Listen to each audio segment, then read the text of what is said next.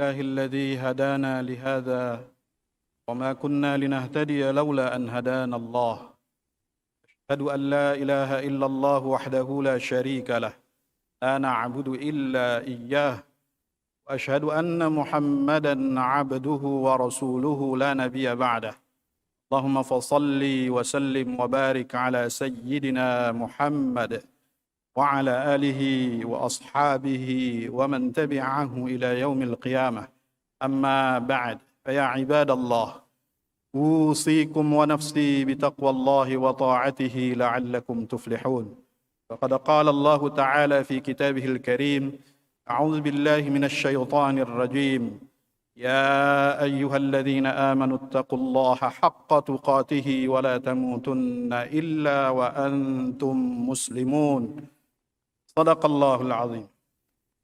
Hai orang-orang yang beriman, bertakwalah kamu kepada Allah dengan sebenar-benar takwa, dan janganlah kalian mati kecuali dalam keadaan tunduk, patuh, taat, setia dengan ajaran yang dibawa oleh Nabi Muhammad sallallahu alaihi wasallam. Itulah maknanya kamu menjadi muslim yang sejati.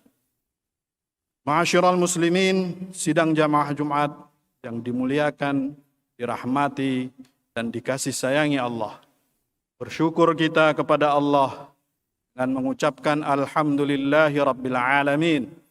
Bersalawat kita kepada Nabi kita Muhammad sallallahu alaihi wasallam dengan mengucapkan Allahumma salli wa sallim wa barik ala Sayyidina Muhammadin wa ala ali Sayyidina Muhammad.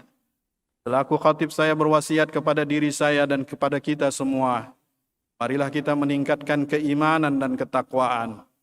Sisa-sisa kehidupan yang masih Allah berikan kepada kita, hakikatnya adalah kesempatan yang masih terbuka untuk mengumpulkan sebanyak-banyaknya bekal. Karena dunia bukan tempat tinggal, tapi dunia tempat kita meninggal. Karena itu, untuk sebuah perjalanan panjang pasti membutuhkan bekal, dan tidak ada bekal yang paling baik selain takwa. Tazawwadu fa inna khairaz zadit taqwa. Ma'asyiral muslimin, dalam rangka memperingati Hari Persaudaraan Manusia tanggal 4 Februari, maka dalam khutbah yang singkat ini mari kita merenungkan apa sesungguhnya makna persaudaraan dalam Islam. Persaudaraan dalam literatur agama Islam itu sering disebut dengan istilah ukhuwah atau ikhwah atau juga ikhwan. Kata ikhwah dalam berbagai bentuknya di dalam Al-Quran terulang lebih kurang 86 kali. Secara bahasa, ikhwah atau persaudaraan memiliki makna persamaan. Di samping bermakna persamaan, ikhwah atau persaudaraan juga berarti kesetaraan.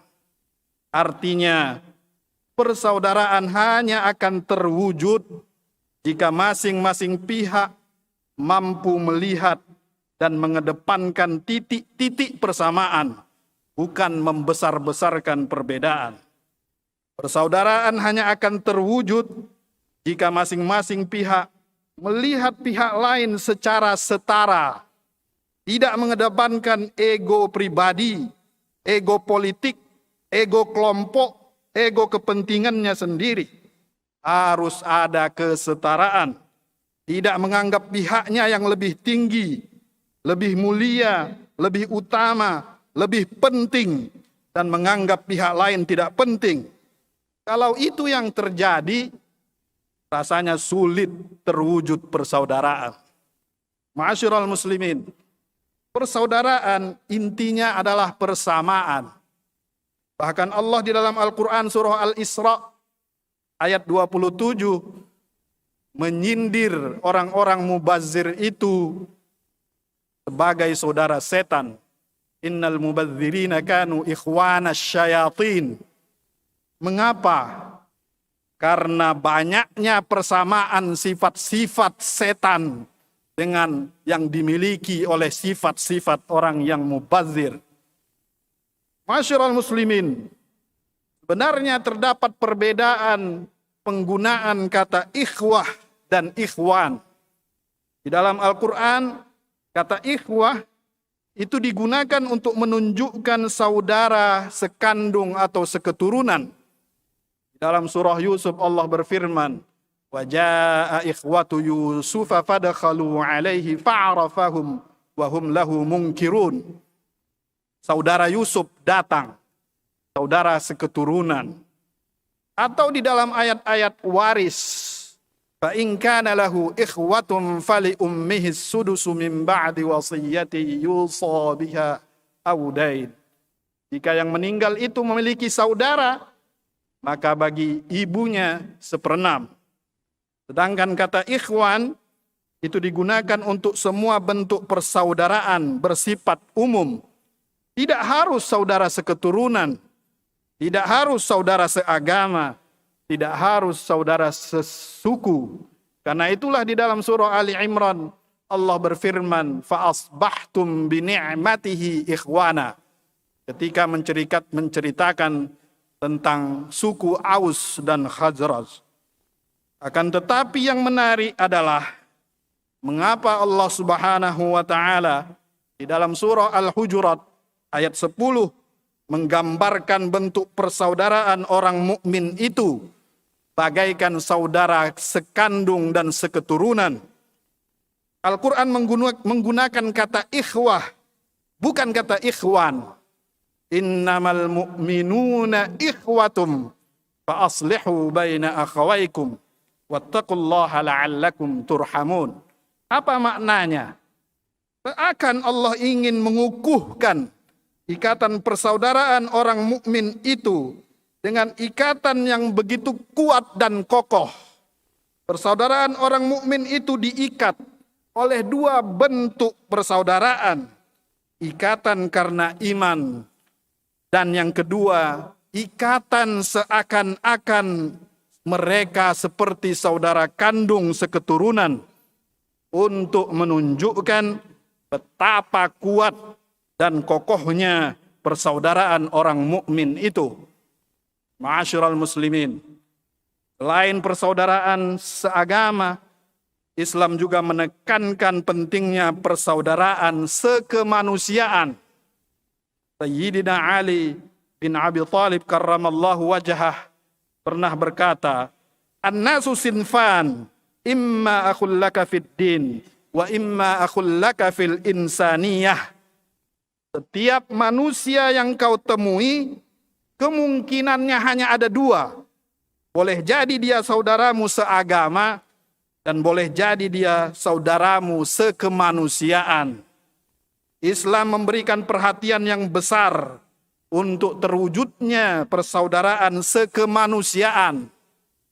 Jauh sebelum Majelis Umum PBB mengesahkan Universal Declaration of Human Rights pada tanggal 10 Desember 1948 yang terdiri dari 30 pasal, Islam sudah mengajarkan tentang pentingnya menjaga persaudaraan sekemanusiaan, menjaga hak dan martabat manusia, melarang segala bentuk penindasan dan penjajahan dan perampasan hak, dan melarang menumpahkan darah. Karena darah manusia itu suci, darah manusia itu dihormati. Perhatikanlah khutbah Nabi yang sangat mengharukan yang beliau sampaikan pada saat Haji Wada, beberapa saat sebelum beliau wafat. 14 abad sebelum Majelis Umum PBB mengeluarkan deklarasi human right, Nabi telah mengingatkan kita, ayyuhan nas, isma'u qawli, fa inni la adri la'alli la alqakum ba'da ami hadha bihadha al mawqifi abada. Ayyuhan nas, inna dima'akum wa amwalakum alaikum haramun ila an talqaw rabbakum ka hurmati yaumikum hadha wa ka hurmati syahrikum hadha wa innakum satalqawna rabbakum fayas'alukum an a'malikum wa qad ballaghtu faman kanat indahu amanatun falyu'addiha ila man i'tamanahu 'alaiha, dan seterusnya. Wahai sekalian manusia, perhatikanlah kata-kataku ini. Aku tidak tahu kalau sesudah ini aku tidak akan ketemu lagi dengan kamu selama-lamanya. Wahai sekalian manusia, bahwa sesungguhnya darah kamu, harta benda kamu adalah suci buat kamu. Sebagaimana sucinya hari ini, sebagaimana sucinya bulan ini, sampai datang masanya kamu sekalian menghadap Tuhan. Dan pasti kamu akan menghadap Tuhan.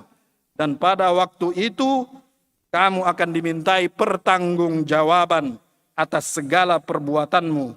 Sungguh, aku sudah menyampaikan pesan ini.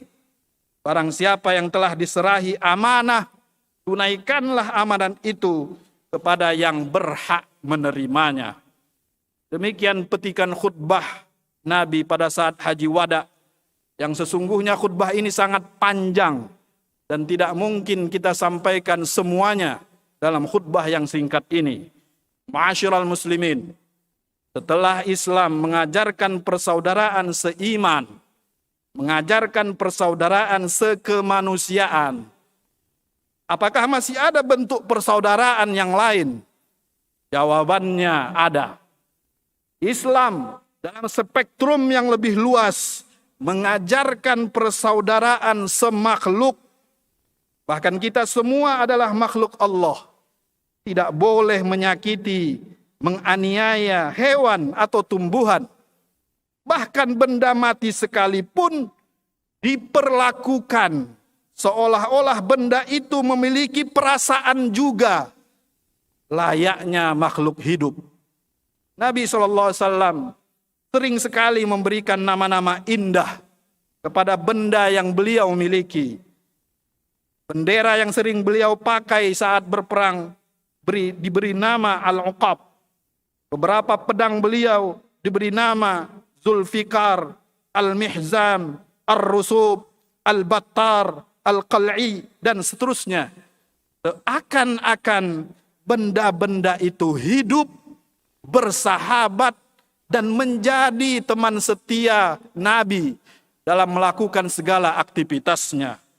Bukankah Allah Subhanahu wa taala berfirman, "Wa ma min dabbatin fil ardi wala tha'iri yatiru bi janahihi illa umamun amsalukum."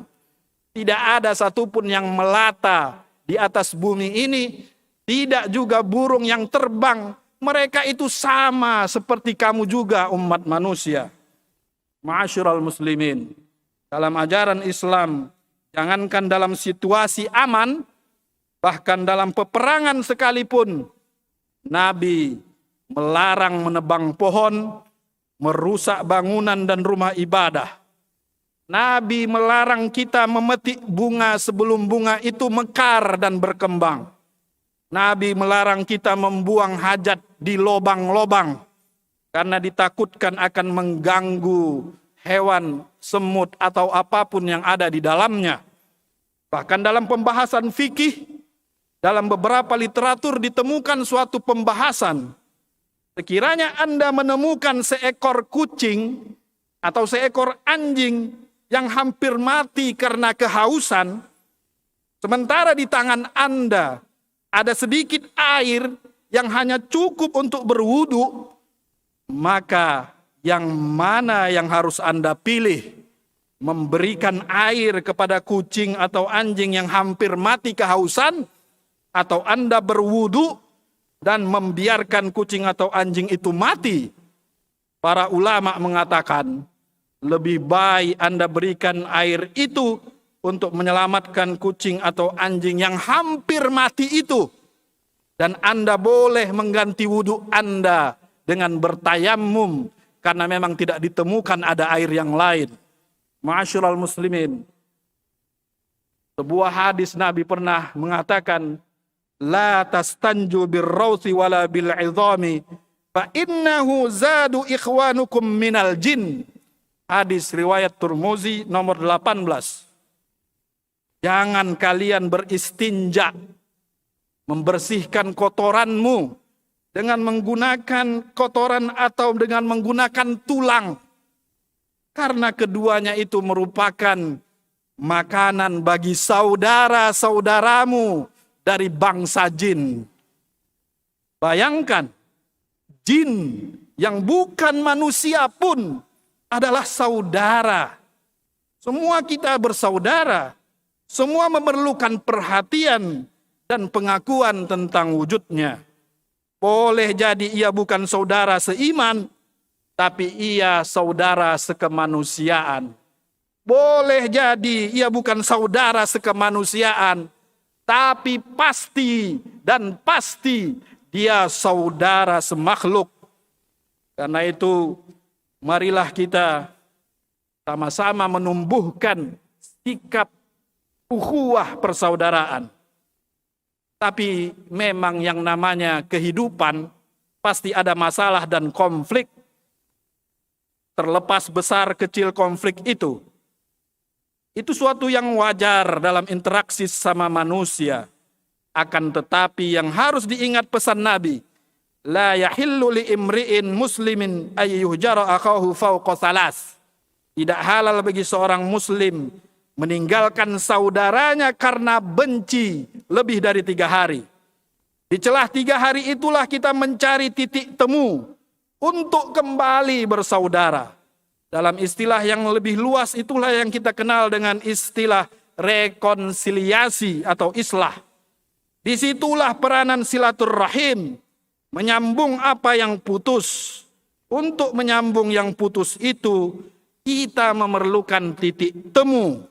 Karena itu, sebesar dan seberat apapun masalah dan konflik yang terjadi di antara sesama kita, hendaknya masing-masing pihak memandang pihak lain itu tetaplah sebagai saudaranya, meskipun mereka sedang berkonflik. Bukankah Al-Quran mengajarkan kepada kita bagaimana Al-Quran memanggil para penentang-penentang Nabi itu dengan panggilan saudara. Wa ila thamuda akhahum salihah, wa ila adin akhahum huda, wa ila madyana akhahum syu'aiba, dan seterusnya. Dan itu menunjukkan betapa kaum Ad, Samud dinamai saudara. Saudara Nabi yang diutus kepada mereka, padahal mereka adalah durhaka dan menentang nabi-nabi itu. Ma'asyiral muslimin, itu pula sebabnya betapapun berselisihnya seseorang, dia tetap dinamai saudara. Bacalah kisah perselisihan yang diajukan kepada Nabi Daud alaihissalam. Inna hadza akhi lahu tis'un wa tis'una na'jatan wa liya na'jatun wahidah. Ini saudaraku, berselisih dia dengan aku. Dia mengambil hakku, dia ingin hakku. 99 yang dia miliki tidak cukup.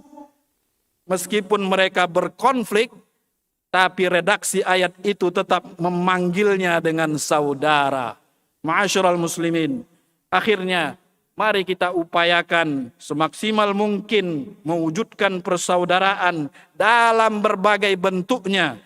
Persaudaraan seiman, persaudaraan sekemanusiaan, bahkan persaudaraan semakhluk. Ketiga-tiganya secara simultan dan seimbang. Jangan sampai kita hanya sibuk membangun persaudaraan sekemanusiaan secara harmonis, tapi persaudaraan seiman seagama rusak berantakan, kita diam saja tanpa berbuat apa-apa.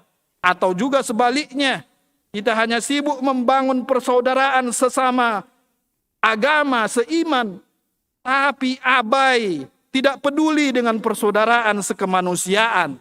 Kedua-duanya bukanlah yang terbaik. Yang terbaik adalah yang berusaha menumbuhkan tidak hanya persaudaraan seiman dan persaudaraan sekemanusiaan, bahkan menjaga persaudaraan semakhluk Mereka menjaga lingkungan alam, menjaga hutan, flora dan fauna, bahkan benda-benda tak bernyawa sekalipun, karena ada perasaan mereka diikat oleh persaudaraan semakhluk. Mudah-mudahan khutbah yang singkat ini menambah wawasan dan menguatkan keimanan kita dalam kita menjalani hidup dan kehidupan di atas dunia yang tidak lama ini. Bismillahirrahmanirrahim. Wal 'asr. Innal insana lafi khusr. Illa alladhina amanu wa 'amilus salihati wa tawasaw bil haqqi wa tawasaw bis sabr. Barakallahu li wa lakum fil Qur'anil 'azim. ونفعني وإياكم بما فيه من الآيات والذكر الحكيم وتقبل مني ومنكم تلاوته إنه هو السميع العليم أقول قولي هذا وأستغفر الله العظيم لي ولكم ولسائر المسلمين والمسلمات والمؤمنين والمؤمنات فاستغفروه إنه هو الغفور الرحيم